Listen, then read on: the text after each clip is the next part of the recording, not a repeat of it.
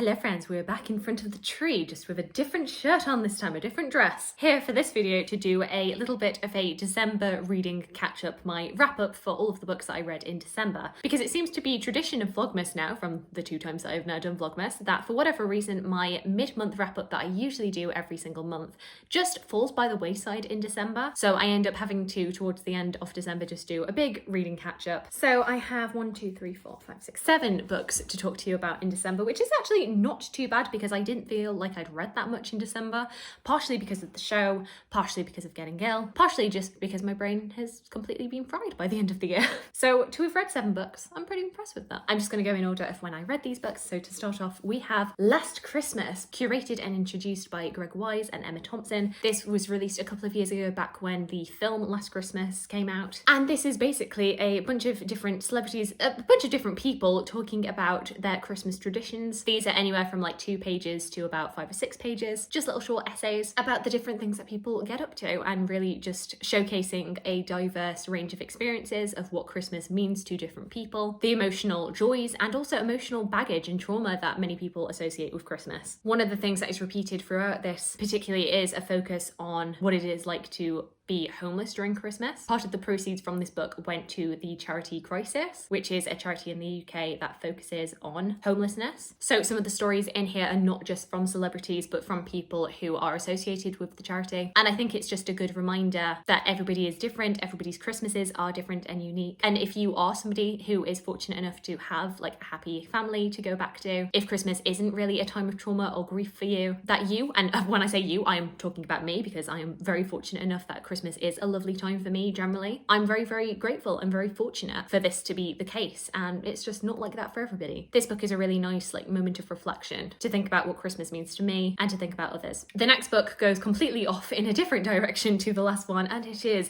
Rizzio by Denise Mina. This is a very, very short historical fiction set in the 16th century at Mary Queen of Scots court. This book takes place over the course of 3 days and recounts the day before, the day off and the day after the murder of David Ritzio, who was Mary Queen of Scots' secretary. I really, really enjoyed this. I remember hearing about this on Grace over at GK Reads channel, and within a day of watching her reading vlog where she read this book, there was then a podcast episode, I think it was on the Not Just the Tudors podcast, where the author actually came on and talked to Susanna Lipscomb about her process of writing this book. So I did a sneaky pop into Waterstones to see if the book was in stock, and it was, and so I snapped it up. This basically reads like a typical crime novel, but just with a bit of a historic twist, and I really enjoyed this. I don't think this is going to be one of my favourite books of the year, but for what it is, I did really have a good time. Like I say, it's a short little thing, so if you don't know too much about Mary Queen of Scots and the history surrounding that, then I don't think this would completely put you off. It's one of those books that, as I like to say, it doesn't really go deep into explaining itself, but I also don't think that it is inaccessible if you don't know about this history. It's only taking place over the course of 3 days. It bats between multiple different perspectives, but those perspectives are very clear. You know who is who. You're not likely to get confused with these people, and it is just good drama. There are moments with this, even though I knew what was going to happen, where I did feel kind of tense, which is what you want from a story like this. I don't know if it's going to encourage me to pick up any more crime books, but definitely, you know, historic crime would be interesting. Then the next book I picked up was also historical fiction. It was The Silent Stars Go By Sally Nicholls, and I am going to restrain myself from singing the rest of Oh Little Town of Bethlehem. This is set during Christmas 1919, though there are a few flashbacks to World War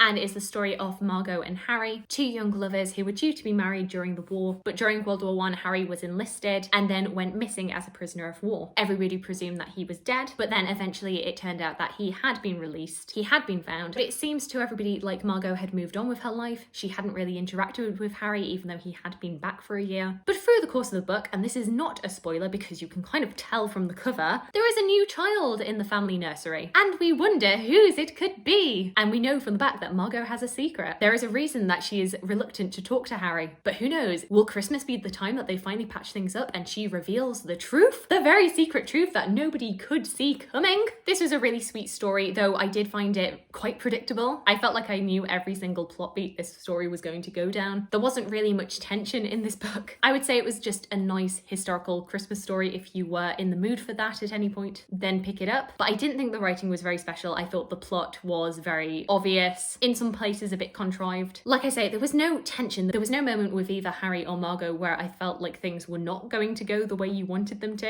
And I felt like a lot of the themes of this book were very obvious. It was obviously about what women were and were not permitted to do in regards to sex, love and marriage. And it was all just kind of heavy-handed, not very subtle or nuanced. A nice Christmas story, but not one that I'm going to pick up again anytime soon. And then the next Christmas book that I picked up was Carol Ann Duffy's Christmas Poems. This is the collected compilation of all of the Christmas poems that she released when she was Poet Laureate. And yes, I do have all of these already. I have each of these individually as they originally came out, but when I saw this beautiful, beautiful thing, let's just have a moment for how stunning it is, I absolutely had to pick this up and read them again. And yeah, if you did not originally read Carol Ann Duffy's Christmas Poems, then I highly, highly recommend that you pick this up. I know that we're already out of Christmas season, especially by the time this video goes up, but it's still just a beautiful, beautiful thing. And I love her Christmas poems so much. My favourite is definitely The Christmas Truce, you know, because I love a bit of history. What can I say? I find her a very sharp, smart, witty writer, and I think that does carry through with her poems. The last of the Christmas books, you may be happy to find out,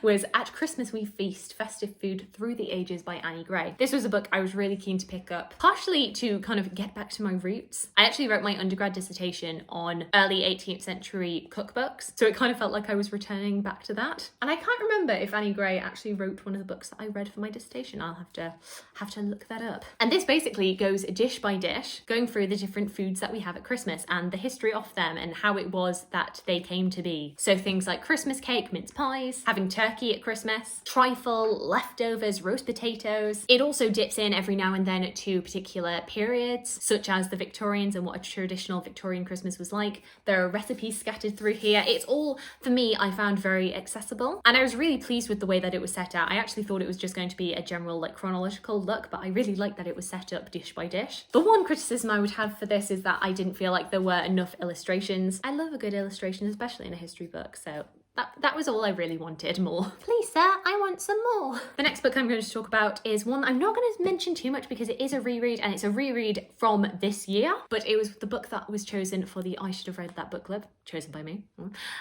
which was The Invisible Life of Addie LaRue by V.E. Schwab. And I basically chose for this to be the book that we read for December because I wanted to work out once and for all, before I do my best books of the year 2021, whether or not this is my favourite book, or at least my favourite fiction book that I've read this year. Spoilers, it is.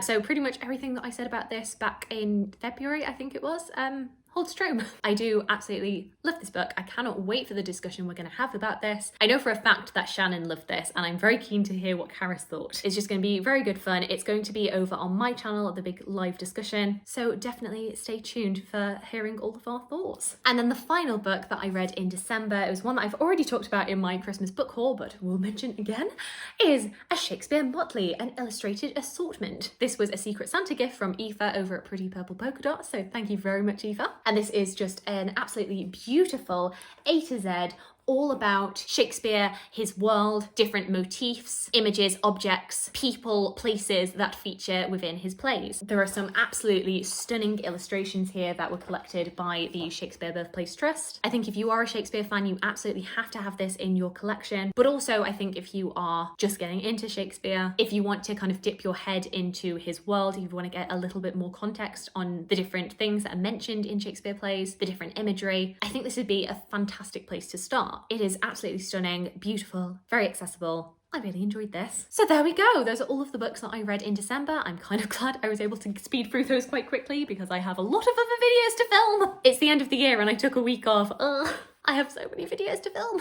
But I hope that you enjoyed it. Do let me know if you read any of the books that I've spoken about today, and just generally let me know about the books that you read in December 2021. I would absolutely love to hear from you. I hope you're having a fantastic, fantastic day, and I look forward to talking to you again soon. Thanks. Bye.